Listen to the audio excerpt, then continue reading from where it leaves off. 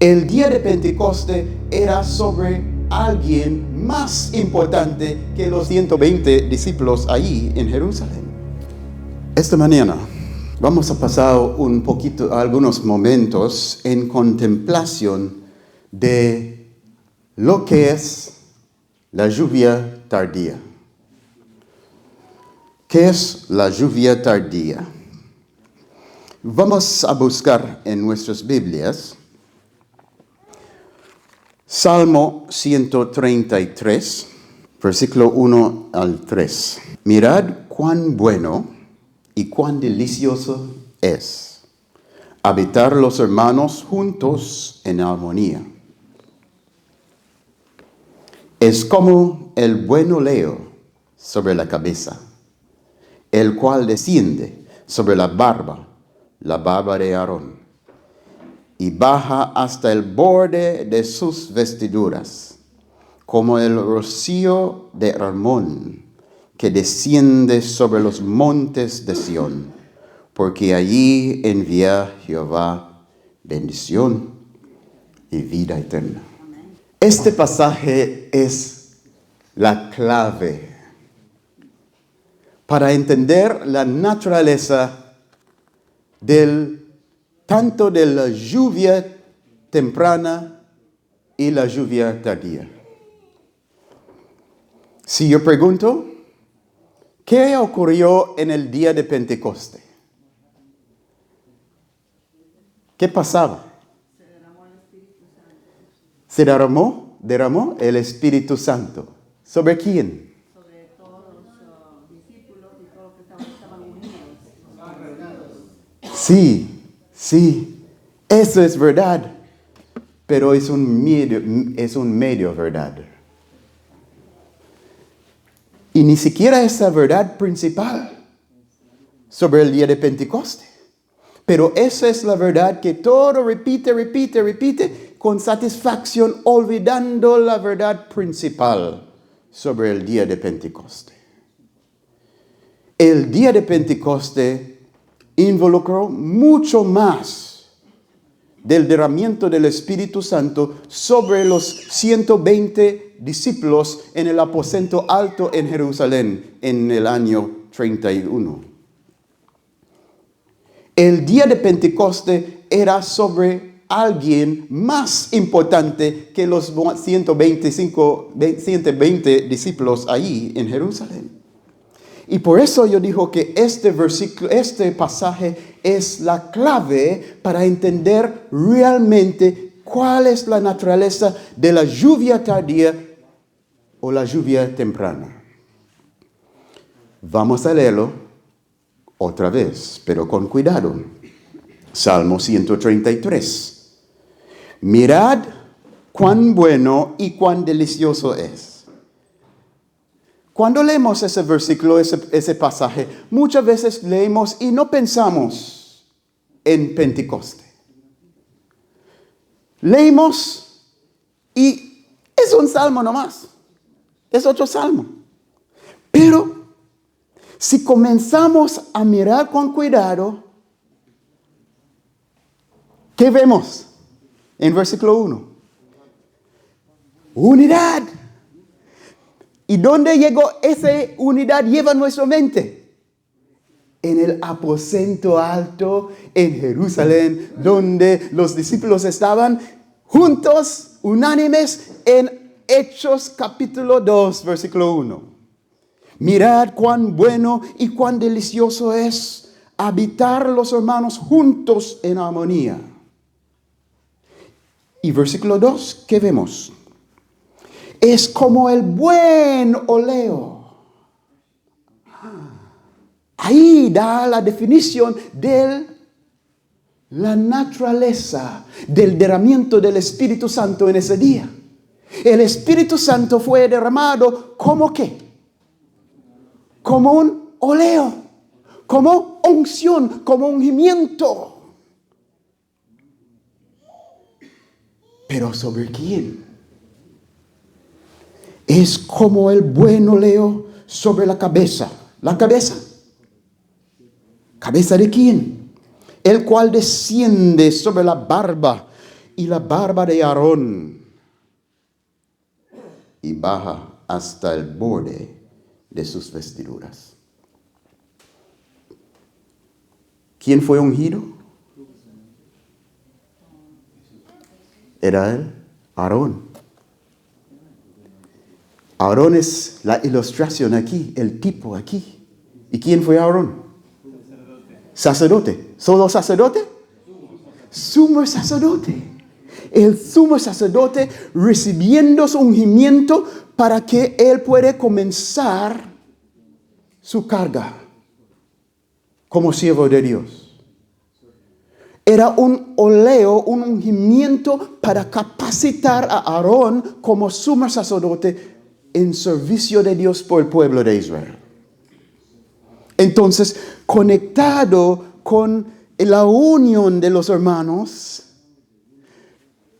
David fue iluminado, inspirado por el Espíritu Santo para ver una conexión con la unidad de los hermanos, con el ungimiento del sumo sacerdote.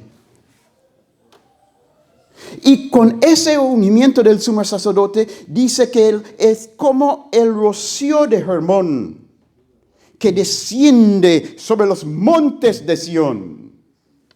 ¿Dónde está el monte de Sión? Hay uno allá en Jerusalén.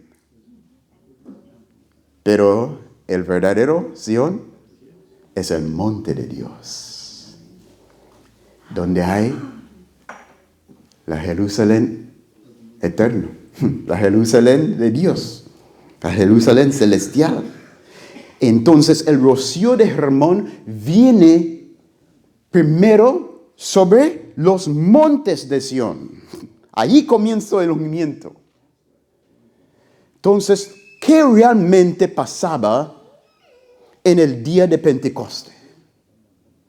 ¿Qué pasa?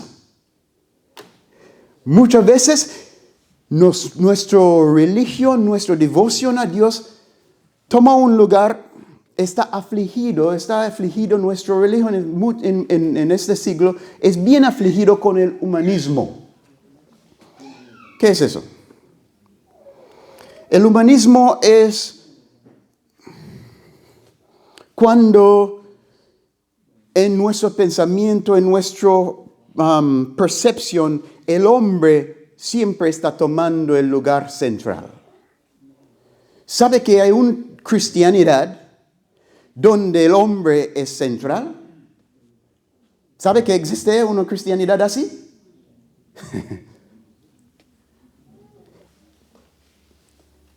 ¿Sabe algo más sobre esa cristianidad?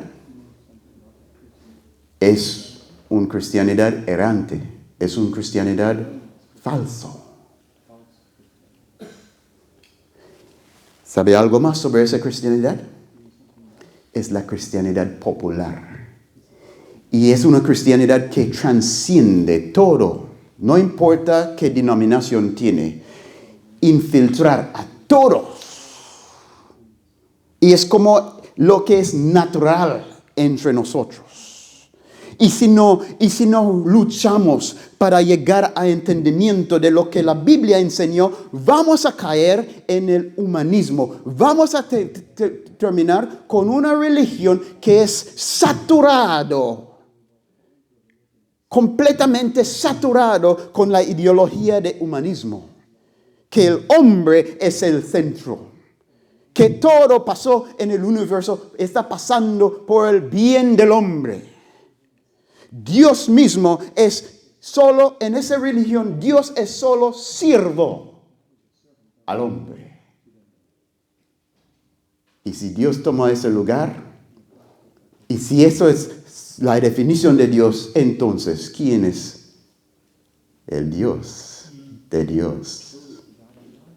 En el humanismo, el hombre es Dios de Dios. Pero en la religión bíblica, Dios es Dios. Dios hace todo. Dios tiene una motivación primordial para todo lo que Él hace. Y esa motivación primordial de Dios no es el bien del hombre. O para poner el hombre en el lugar central en el universo. El gran meta de Dios en todo lo que Él hace, la Biblia es bien claro sobre eso. Y es la gloria de Dios. Cuando nuestra religión está afligido con el humanismo, no podemos ver las cosas como vemos. Aun cuando miramos las verdades o aun cuando contemplamos la verdad, vemos de medio nomás. Siempre nuestro enfoque va a caer principalmente en el hombre. Y Dios está ahí al trayectorio, al lado nomás. Y eso es gravemente peligroso. Entonces, cuando llegamos a la palabra de Dios, debemos en primer lugar corregir. Debemos en primer lugar seamos conscientes de ese error. ¿Será que Dios trabaja por la salvación del hombre? Sí. Pero esa no es la obra principal de Dios. La gran motivación de Dios en todo lo que Él hace no es la exaltación del hombre. No es la salvación del hombre. Sí, Dios va a ser glorificado. Esa es su meta principal. Pero en nuestra salvación, Dios es el exaltado. Entonces, lo que está motivando a Dios no es nosotros. No es la creación. No es el universo mismo. No. Lo que motivó a Dios para todas sus obras es para manifestar su gloria. Y dice, pero pastor, yo no siento bien con esa idea porque parece que usted está poniendo a Dios bien egoísta. Porque si las motivaciones de Dios están centradas en Él, entonces Él es un Dios egoísta.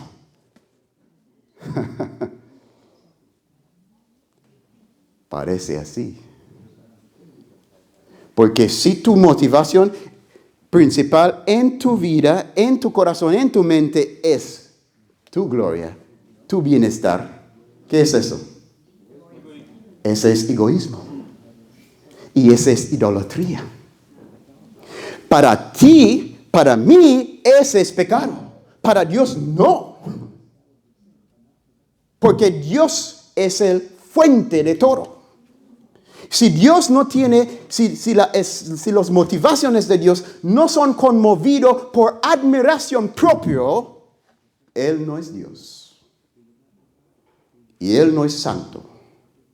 Y Él no es perfecto. Admiración propia en mí, en ti, es idolatría. Y peligroso.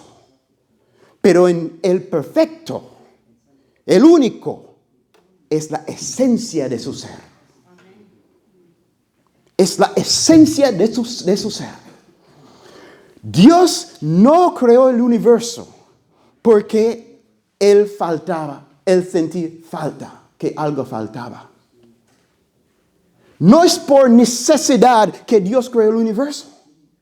No es porque algo estaba falta, él sentía algo faltaba en su ser. No, era por la plenitud de belleza y gloria en sí mismo, porque hay un universo.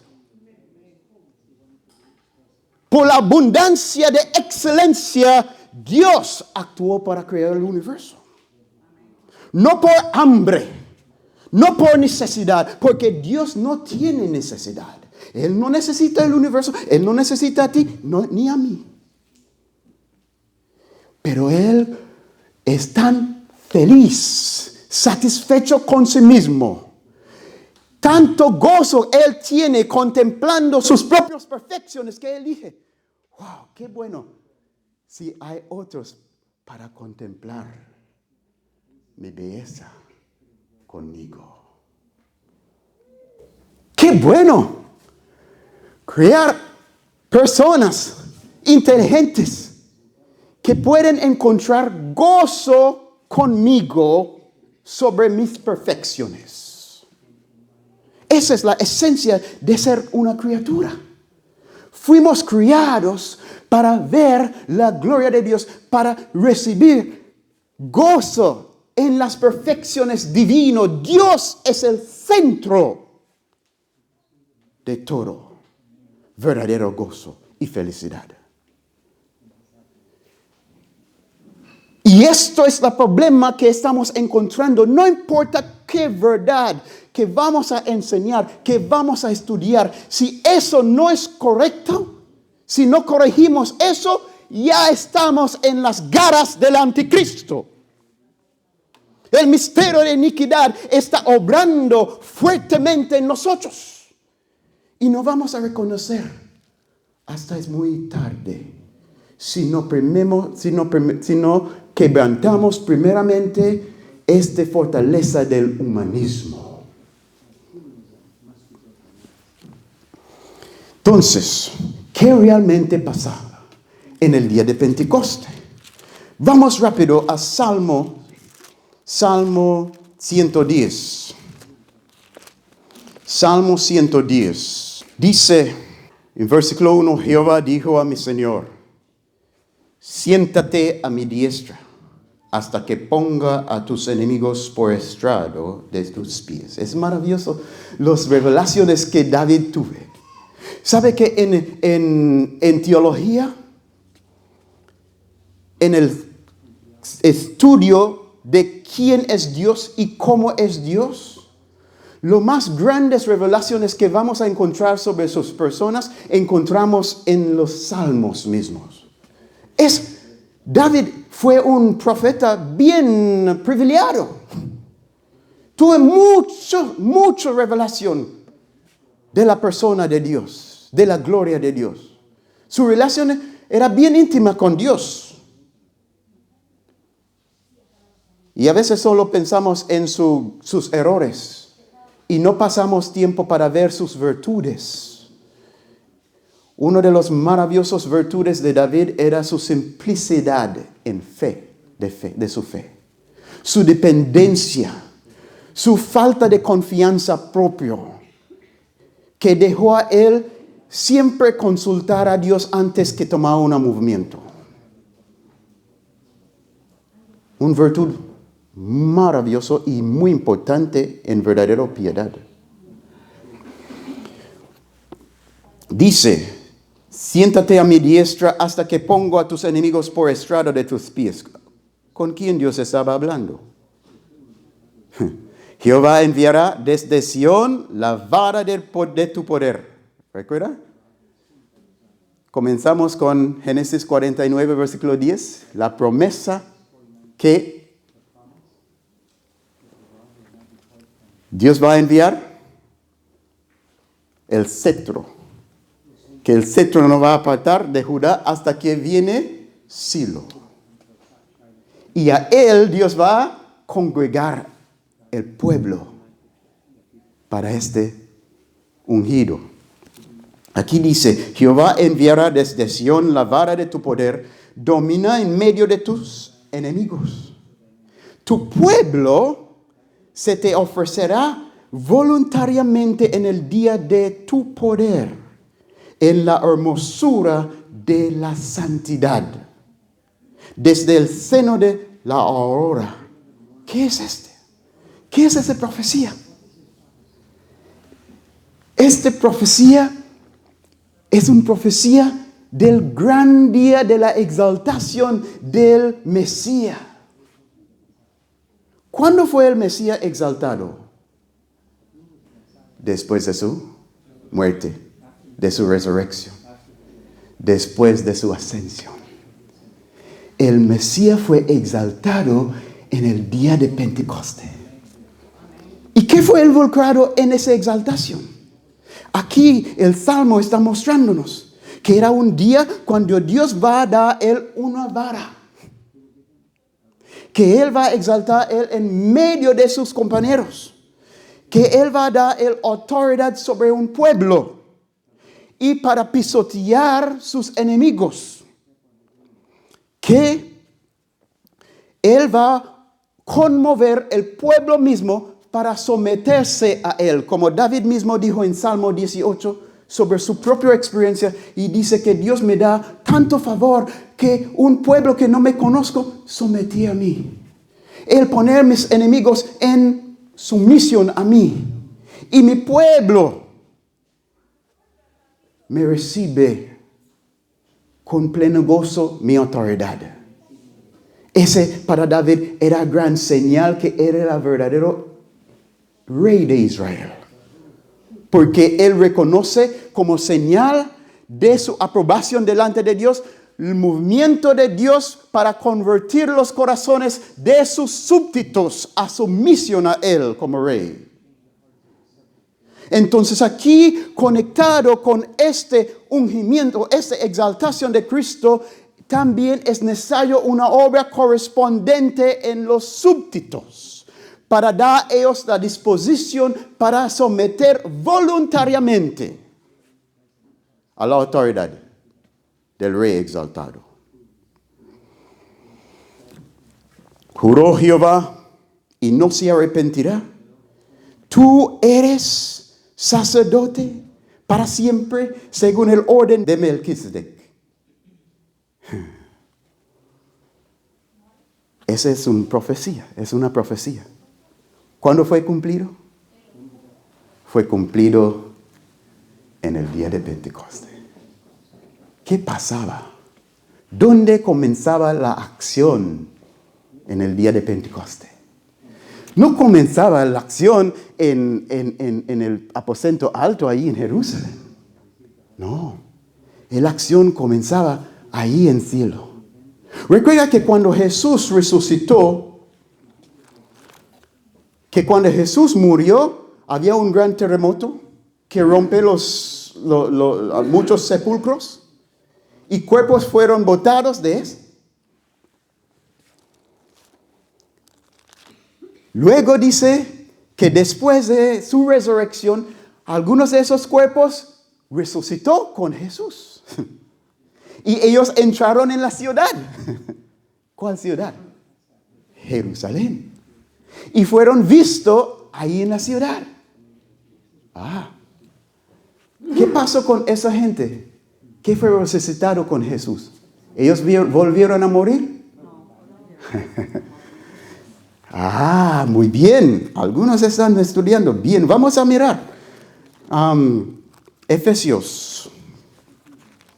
¿Qué pasó con los resucitados en el día de la resurrección? Efesios capítulo 4 dice, versículo 7, pero a cada uno de nosotros fue dado la gracia conforme a la medida del don de Cristo. ¿Qué es el don de Cristo en este contexto? El Espíritu Santo. El ungimiento del Espíritu Santo. Por lo cual dice, subiendo lo alto. ¿Quién está subiendo? Jesús, el Mesías. Subiendo lo alto, llevo cautiva la cautividad. ¿Qué significa eso? Llevo cautiva la cautividad. Sí, que él llevó a personas que fueron que eran sujetos a cautividad. Entonces, él llevarlos libre de su antigua cautividad. ¿Cautividad de qué? De la muerte. Entonces, él mismo entró su prisión. Imaginen cuando Jesús sopla lo último y estaba muerto. Y Satanás y sus demonios estaban regocijando. ¡Victoria! Pero no entendía que era una obra de infiltración. Una infiltración celestial. El príncipe de vida estaba entrando en las garras de la muerte mismo. Para que después, por la llamada de su padre, él sale de esta prisión. No solo, pero con un botín. Un botín de cautivos libres para traer con Él, para que Él puede presentarlos cuando Él entrar en la presencia de su Padre. Entonces, la ascensión de Cristo fue, ¿cuándo? 10 días antes de Pentecostés. Entonces, 10 días antes de Pentecostés, Cristo ascendió al cielo con estos cautivos. Mira qué dice aquí. Subiendo lo alto, llevó cautiva la cautividad y dio dones a los hombres. Mira lo que Pablo está diciendo. Que conectado con el derramamiento de los dones espiritual y el don principal, que es el Espíritu Santo mismo, el ungimiento mismo, es la presentación de los cautivos al Padre. Entonces, el día de la exaltación del Hijo, según Salmo 110, es un día que Dios va a mostrar que Él había dado esa autoridad sobre el pueblo. Porque el pueblo va a responder a Él con plena voluntad, gozo, servicio de gozo. Ellos van a responder a Él con un servicio de gozo. Pero esa señal no comenzaba en el aposento alto en Jerusalén. Todo comenzaba en cielo. El primer gente que Dios ver, que tenía esa disposición a someterse a Cristo como su cabeza, eran los que estaban ya en su presencia inmediata en el cielo. Y Cristo llevó a ellos en el día pleno de Pentecostés. Justo en este día. ¿Por qué Cristo espera este día? ¿O por qué el cielo espera este día para tener ese ceremonio tan importante? Era el día de la inauguración de los servicios sacerdotales en el santuario celestial para la redención de la familia de Adán. Era un gran día en cielo. Este día de Pentecostés. Había un gran ceremonia ahí. Y con mucha ostentación, había un gran una gran marcha, una gran desfile. Él adelante y los cautivos detrás de él, como el tren de su robe, como el tren de su traje. Ellos eran el tren de su traje. Entonces, cuando Él esperó hasta este día para llevar a ellos a la presencia del Padre, aunque ellos habían subido, Él no había presentado a ellos.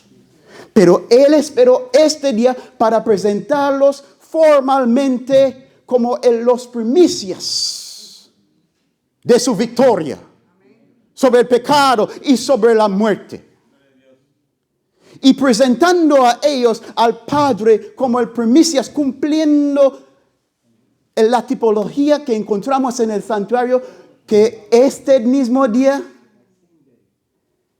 el día después del sábado, que el sumo sacerdote levantó estos wave sheaf, los gavillas.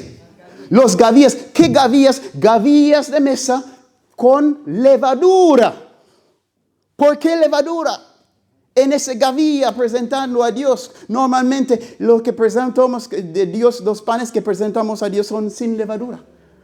Pero eso era para distinguir lo que representa a Cristo y lo que representa lo que Cristo está rescatando. Por eso, los gavillas que el sumo sacerdote presenta en el día de Pentecostés son 2 panes con levadura. Porque ese representa a los que fueron contaminados con el pecado, pero rescatados, presentados al Padre. Y justo eso hizo Jesús. Y presentando a ellos al Padre, el Padre respondió con las palabras que leemos en Salmo 110. Dios respondió a Jesús con un juramento. Volvemos ahí. Juró Jehová.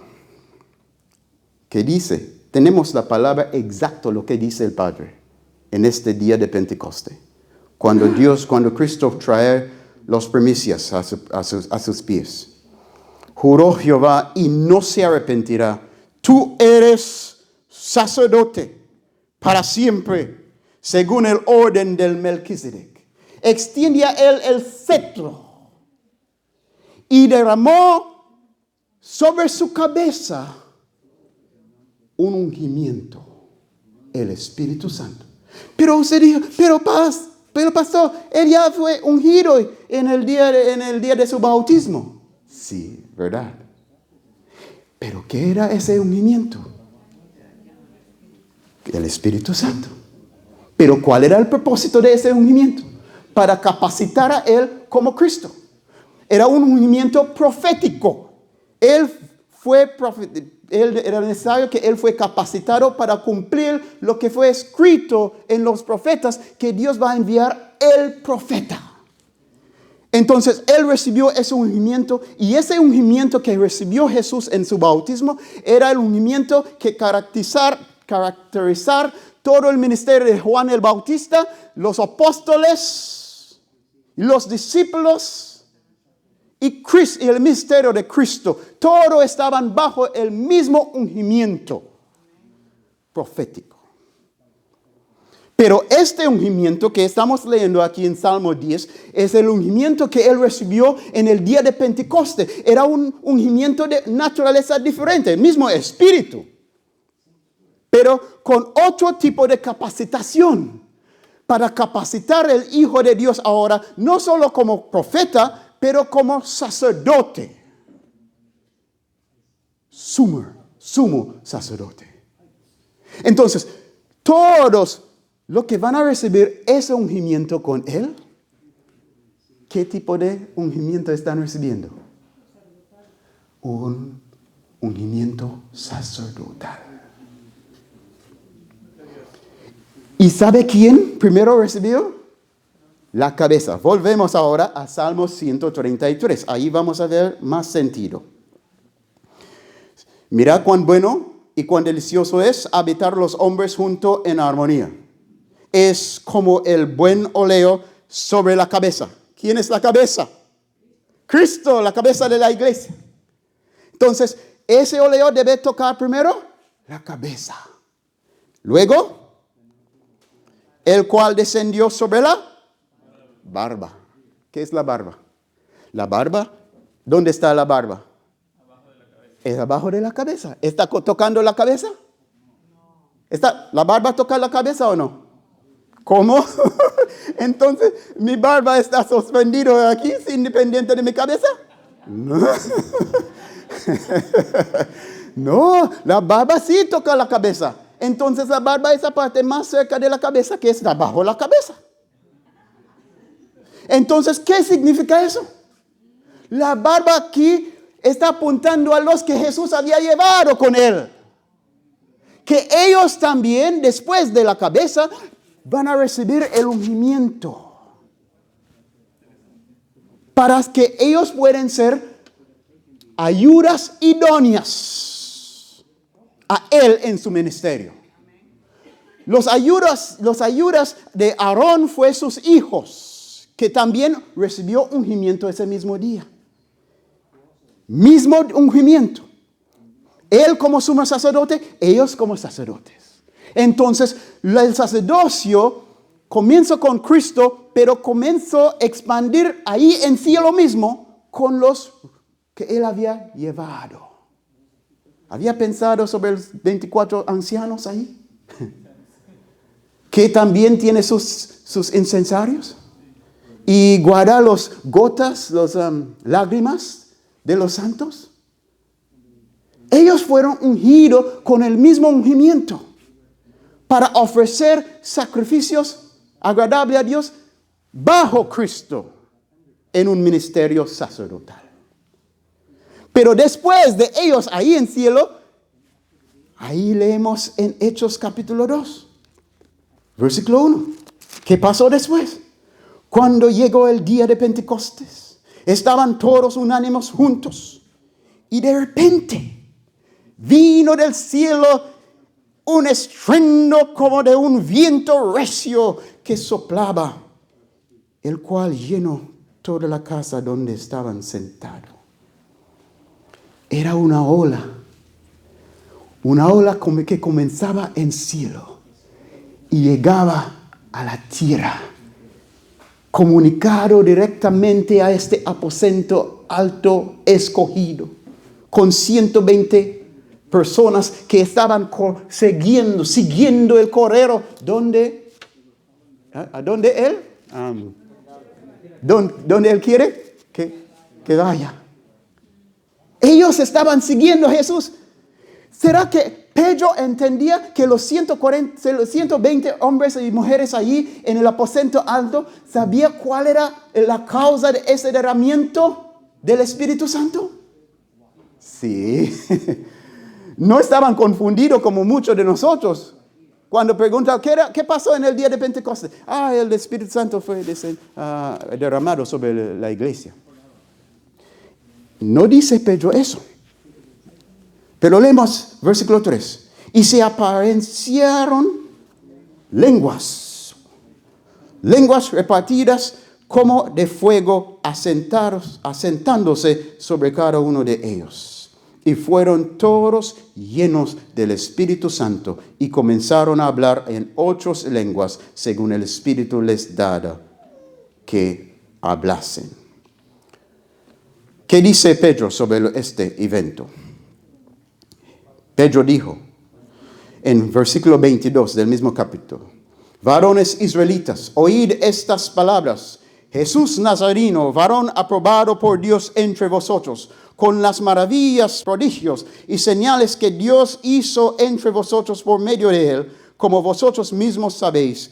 A este entregado por el determinado consejo y anticipado conocimiento de Dios, prendiste y mataste por manos de inicuos, crucificándole, al cual Dios levantó, sueltos los dolores de la muerte, para cuanto era imposible que fuese retenido por ella. Yo no puedo leer, pero él mencionó David, versículo 29. Yo voy a salir de la parte que él dijo sobre David. Sí, vamos a 32 por el tiempo. A este Jesús resucitó Dios, de lo cual todos nosotros somos testigos. Así que exaltado por la diestra de Dios y habiendo recibido del Padre la promesa del Espíritu Santo, ha derramado esto que vosotros veis y oís. ¿Qué pasaba? ¿Qué pasó en el día de Pentecostés? El Espíritu Santo fue derramado ¿sobre quién? Sobre Cristo.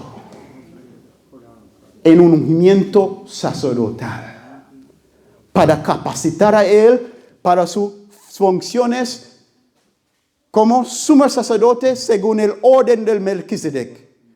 Y también sus siervos recibieron el mismo ungimiento con él, bajo él.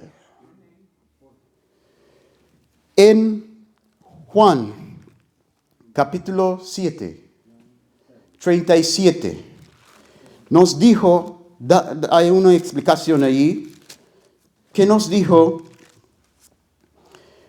en el último gran día de la fiesta, Jesús se puso en pie y alzó la voz diciendo: si alguno tiene sed, venga a mí y beba. El que cree en mí, como dice la Escritura, de su interior correrán ríos de agua viva.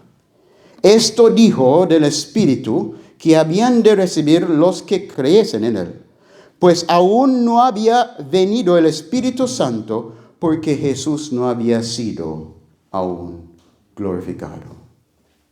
Entonces, conectado con el derramamiento del Espíritu Santo en el día de Pentecostés, como con naturaleza sacerdotal, es la exaltación de Jesús.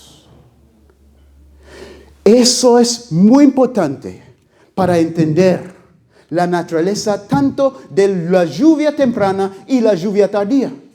Porque la lluvia temprana o la lluvia tardía no son eventos en un vacío.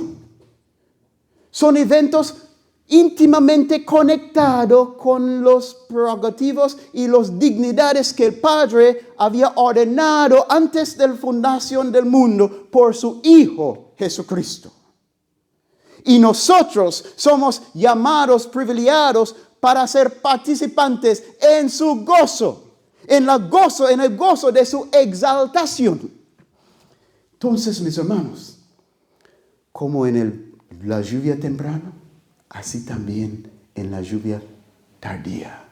¿Qué va a hacer el gatillo para el derramamiento del Espíritu Santo en la lluvia tardía? Ungimiento. ¿Ungimiento de quién? Ungimiento de 144,000. Eso no es el principal. Ungimiento de Jesús. ¿Pero cuál ungimiento? Su ungimiento como Rey de Reyes. Porque Él toca asumir 3 oficios. Él es el profeta. Él es el sumo sacerdote. Y Él debe ser el Rey de Reyes. Profeta, sacerdote y Rey. Y cuando estamos hablando sobre el derramamiento del Espíritu Santo, no vamos a recibir un ungimiento que Jesús mismo no había recibido. Dios primero va a dar a su Hijo. Y nosotros debemos estar donde estaban los discípulos. En sus aposentos altos, con sus ojos puestos en Él, con sus corazones conmovidos, con gozo para ver la exaltación, la honra de su rey, de su príncipe. Esta es la actitud que necesitamos y debemos estar orando. Esa es la actitud que tiene el 144,000, porque sus ojos están puestos en el Cordero, siguiendo a Él. Nosotros debemos seguir los movimientos celestiales, pero no afuera del contexto, del centro. El tesoro grande del Padre es el Hijo. Y el tesoro grande de nosotros debe ser Él también. Porque Él es quien va a unir el Padre a nosotros, nosotros al Padre a través de Él. Gracias por su participación. Había más, pero tocamos a parar aquí. Quizás en el siguiente allí podemos hablar un poco más sobre la lluvia tardía. Pero si tenemos esta base, las cosas pueden ser más fáciles para entender. Vamos a orar. Padre Celestial, gracias por su maravillosa palabra. Gracias por la maravillosa obra de Cristo Jesús. Sabemos que su obra es perfecta, tanto en su vida aquí como hombre, en su muerte como sacrificio y en sus esfuerzos como sumo sacerdote. Oh Padre, pedimos que tu ayuda para que todo lo que Él está haciendo ahora por sus redimidos en el santuario celestial puede ser provechoso por nuestras almas ahora. Ayúdanos a levantar nuestros ojos, a ver a Él y a ti en Él, y tus propósitos y nosotros mismos en Él, para que así en Él podamos llegar a una unidad plena contigo y entre nosotros mismos. Y pedimos, oh Señor, que tu amor para Él puede llenarnos. Y este mismo amor puede llenándonos puede echar afuera todo temor y todos otros afectos inordenados. Pedimos en el nombre de Jesús. Amén.